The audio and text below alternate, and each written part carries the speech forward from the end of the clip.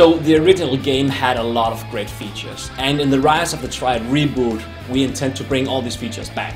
The basic level design structure, the weapons, the enemies and the power-ups are basically the same, but we also did some things to improve upon that. The advantage they had was that there were a lot of really interesting elements like, platforming, traps, a lot of things that you didn't see in other first-person shooters at the time.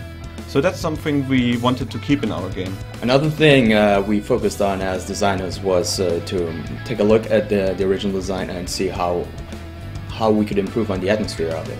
Because one thing is the design of the level and of course like how the level flows through.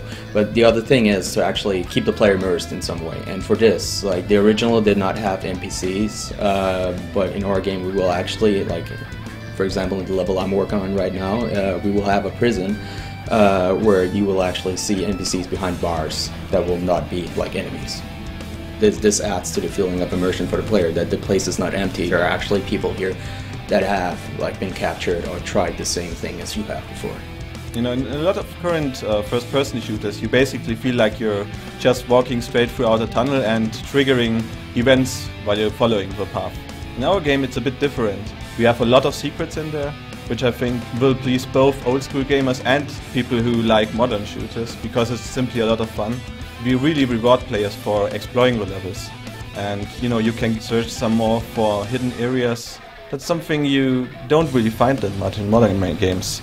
And one of the advantages compared to other first-person shooters is that we have all those cool traps and gadgets like, we have jump pads, we have spinning blades which can chop you into pieces, we have spikes coming out from the floor.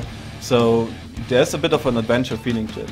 When we're doing level design, we're actually going through 4 steps. The first 3 steps are basically layout and documentation. It's the block out of the level, and it's the scripting. In the scripting, we basically make sure that everything works as intended, doors open as they should, events happen as they should, and everything works properly. And once these 3 steps have been done properly and tested thoroughly, we go to the 4th step, which is basically a world building or a set dressing, where we go in and making the world beautiful.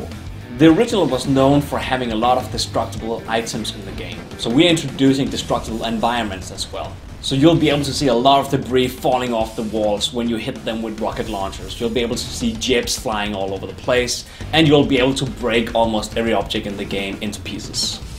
One of the aspects of the HUD we worked with is we wanted to inform the players the different information, how much ammunition, life and so on they have, but we also wanted to create a more immersed experience, and we integrated this by making the HUD disappear when there's not action, so it sort of fades away to create more room and more focus on the environment. And I think this gives a great feel, but whenever you shoot the gun or something happens, you pick up a coin or anything, it sort of comes back to life, so you can get the status and get these informations together. When all the assets are done and they are put into the game, the environment becomes so much more real.